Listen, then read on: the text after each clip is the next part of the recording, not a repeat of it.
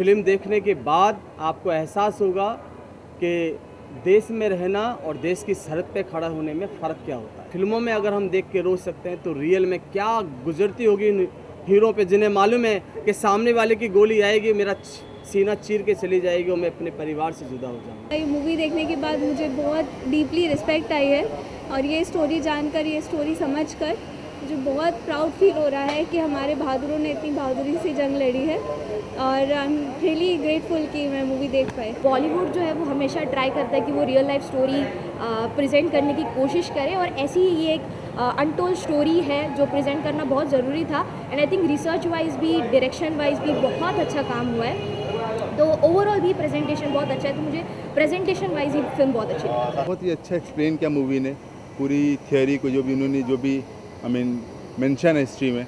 I think कि इससे अच्छा डिपिक्शन आई डोंट थिंक कि इस मूवी का अभी तक हो सकता है। बहुत अच्छी मूवी थी, सभी लोगों को देखनी चाहिए। डायरेक्शन बहुत अच्छा था, सॉन्ग्स, एक्टिंग वो सो ऑन पॉइंट एंड जो स्टोरी है वो पूरी जनता तक पहुंचनी चाहिए। हमारे लोग, हमारे देशवासियों को देखना चाहिए, जानना चाहिए वो कहानी कि 120 बहादुरों ने किस बहादुरी से वो जंग लड़ी है और हमारी सरहद की रक्षा की है। बहुत स्वीट है वो नया सॉन्ग मैंने देखा अभी, नैनारा लोभी, it was so amazing, it was so sweet, so heartful.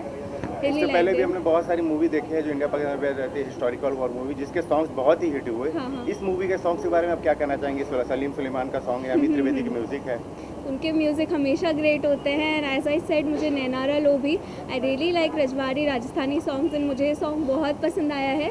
इसके रिलीज़ होते से मैंने इसे फर्स्ट टाइम सुना था and I really like it. So 5 on 5 100% go and watch it, amazing movie. कमाल की मूवी थी, अच्छी मूवी थी और ये ऐसा नहीं है कि आप वन टाइम वॉच, आप इसको बाद में भी रिपीट पे दे सकते हो, बाद में कोई दिक्कत नहीं है। मैंने हिस्ट्रीज़ में इसका एग्जैक्टली मैंने कभी आर्टिकल नहीं पढ़े हैं या इवेंट बाय इवेंट पढ़ा नहीं, रीड नहीं किया है, बट हाँ मुझे ये इवेंट के बारे में पता था, ठीक है। तो इतना इलेबोरेटेड मेरे पास है नहीं थियोरी, तो मैं अगर इवेंट बाय इवेंट मूवी को देखूँगा तो आई थिंक बहुत ही अच्छा एक्सप्लेन किया मूवी ने, पूरी थियोरी को जो भी उन्होंने जो भी मेंशन है हिस्ट्री में। आई थिंक कि इससे अच्छा डिपिक्शन आई डोंट थिंक कि इस मूवी का अभी तक हो सकता है। और राशि खन्ना एक साथ इस बार नजर आ रहे हैं, पहली बार नजर आ रहे हैं, तो दोनों की केमिस्ट्री की बात करी तो कैसे रही दोनों की? मेरे को तो अच्छी लगी बहुत ज़्यादा यार, फिनोमिनल मतलब। और इसी साथ बात करते हैं अगर म्यूजिक के, तो अमित त्रिवेदी और सलीम सुलेमान का म्यूजिक है। सॉन्ग्स के बारे में बात करें, जैसे पिछली बहुत सारी मूवी के सॉन्ग्स बहुत हिट रहे हैं, हिस्टोरिकल वॉर मूवी के, तो इस मूवी के सॉन्ग के बारे में क्या कहेंगे? मूवी के सॉन्ग आपको पिंच करते हैं, आपको आपका जो एक्सपीरियंस वो अपलिफ्ट करते हैं, आपको वो चीज़ फील कराने के लिए बहुत ही ज़्यादा आपको उस स्टोरी के डेप्थ में लेके जाते हैं नीचे। तो आई थिंक कि ये अच्छा म्यूज़िक है, अगर आपको इतना कुछ कर रहा है, इतना आपके अंदर चेंजेस लेके आ रहा है, तो और आपका एक्सपीरियंस जो इन्हांस कर रहा है, तो वो मेरे को लगता है कि ये फिर अच्छा म्यूज़िक है और कमाल है। मेरे को साथ ही बात करते हैं अगर फरहान अख्तर की भाग मिल्खा भाग और इसमें जो हिस्टोरिकल मूवी, दोनों ट्रू इवेंट्स पे मूवी बनी थी, तो दोनों में एक्टिंग की बात करें तो बेस्ट एक्टिंग फरहान अख्तर की किसमें? बेस्ट एक्टिंग दोनों मूवी का जो प्लॉट है वो थोड़ा सा अलग है, तो अब फरहान अख्तर की बात करें तो फरहान अख्तर उसमें जो किया वो बेस्ट था और इसमें जो किया है वो बेस्ट है।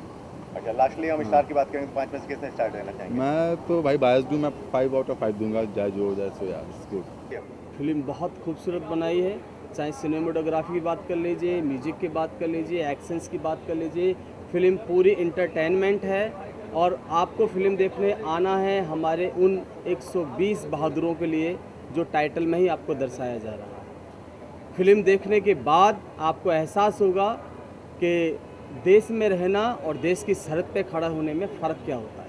इससे पहले भी बहुत सारे हिस्टोरिकल वॉर फिल्में हम लोगों ने जी देखी है जो इंडियन पाकिस्तान पे बेस्ड रहती थी। बिल्कुल। इस बार ये 1962 इंडिया चाइना के ऊपर बनी जी, है फिल्म, तो ये कितना असर डालती है और ये कहानी कितना बांधे रखेगी पब्लिक को? आप महसूस कीजिए कि 120 लोग वहाँ खड़े हुए हैं सरहद पर और 3000 से ज़्यादा चीनी लोग आए हुए हैं। आप कल्पना कीजिए कि वो कैसे वहाँ रुके होंगे। ये एक शक्ति है मातृभूमि की, ये लड़ाई है अपने देश की, ये लड़ाई है देश में रहने वाले उन लोगों के लिए। अगर वो 120 लोग भी ये सोचते कि 3000 लोग हैं, हम नहीं लड़ेंगे, पीछे हटेंगे, उन्हें कोई रोकने वाला नहीं था। मगर बात वहाँ भागने की नहीं थी, बात वहाँ अपने देश की, अपनी मातृभूमि की, अपने सरहद की और अपने देश में रहने वाले उन सभी लोगों की थी। क्योंकि अगर वो भाग जाते तो शायद वो पोस्ट वहाँ पे वो लोग हासिल कर लेते, मगर उन्होंने विजय प्राप्त नहीं करने दी। आप कल्पना कीजिए, जब ये सीन दर्शाया जा रहा था, रोंगटे खड़े हो रहे थे, खून बह रहे थे, गोलियां चल रही थी, पारिवारिक इमोशनल सीन्स दिखाए जा रहे थे, रोना आ रहा था।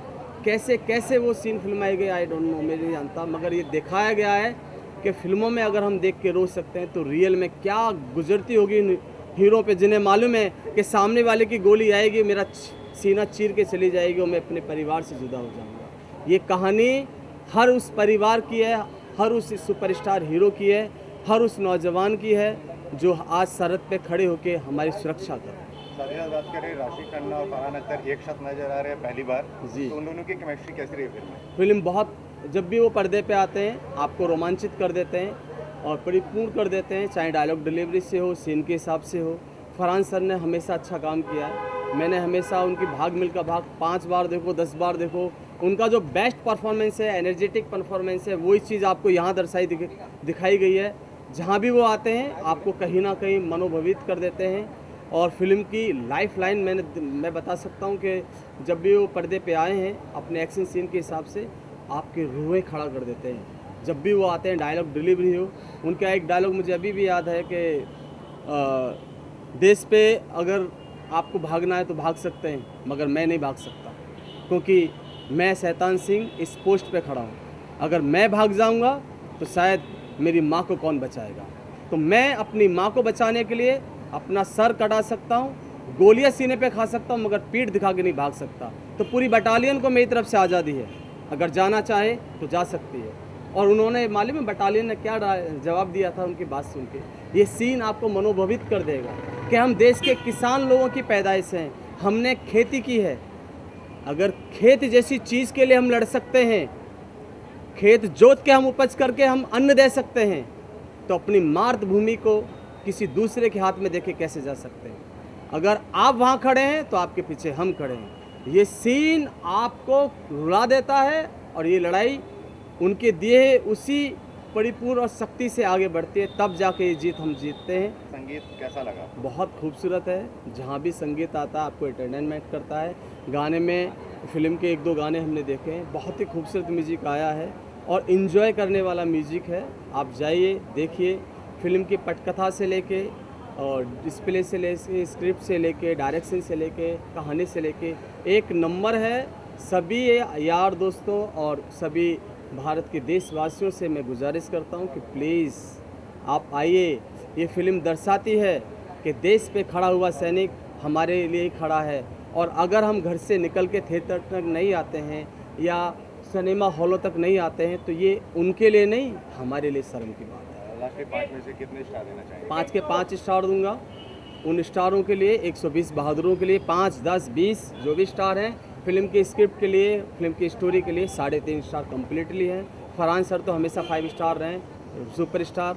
और 120 जवानों के लिए कोई स्टार नहीं होता, उनके लिए एक ही होता है। जय हिंद, भारत माता की जय।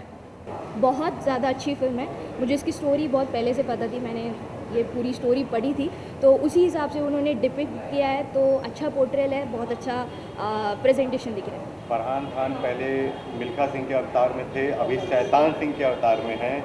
कितना चेंज और कैसी एक्टिंग रही उनकी मूवी में? ऑब्वियसली दोनों कैरेक्टर्स और दोनों रोल्स बहुत अलग अलग है, तो पोर्ट्रेल भी अलग था। बट मेरे हिसाब से मुझे पहले वाला उनका रोल मिल्खा सिंह का वो ज़्यादा पसंद आया था। यहाँ भी उन्होंने अच्छे से परफॉर्म किया है, but it would have been much better. दोनों पहली बार काम कर रहे हैं, तो ऑब्वियसली एक फ्रेश लुक आ रहा है और केमिस्ट्री भी अच्छी है उनकी फिल्म में, एक्टिंग वाइज भी, इंडिविजुअल भी और एज अ पेयर ऑल्सो। इससे पहले भी हमने बहुत सारी स्टोरी मूवी देखी है जिसके सॉन्ग्स बहुत ही हिट हुए, चाहे वो भगवान मिल्खा हो, चाहे गदर हो, और बहुत सारी। इस मूवी के अगर सॉन्ग्स के बारे में बात करें, इसमें सलीम सुलेमान है, अमित त्रिवेदी का म्यूजिक है, तो क्या आप कहना चाहेंगे?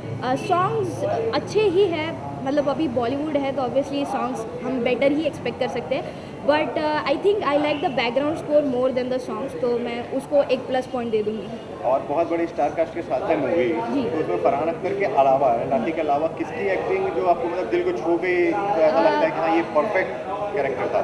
आई थिंक सारे जितने कैरेक्टर्स थे, अभी उनके नाम याद रखना थोड़ा सा मुश्किल हो जाएगा, लेकिन जितने भी एक्टर्स थे, कैरेक्टर्स थे, जो भी उन्होंने रोल प्ले किया, सब ने बहुत अच्छे से पोर्ट्रे किया। वो जो 120 बहादुर का एक पावर आनी चाहिए, एक पावर हाउस जैसा लगना चाहिए, वो बहुत अच्छे से प्रेजेंट हो। लास्टली आप 5 में से कितने स्टार देना चाहेंगे? Obviously give it a 4.5। मुझे सारे एस्पेक्ट से बहुत अच्छी लगी है, तो 4.5।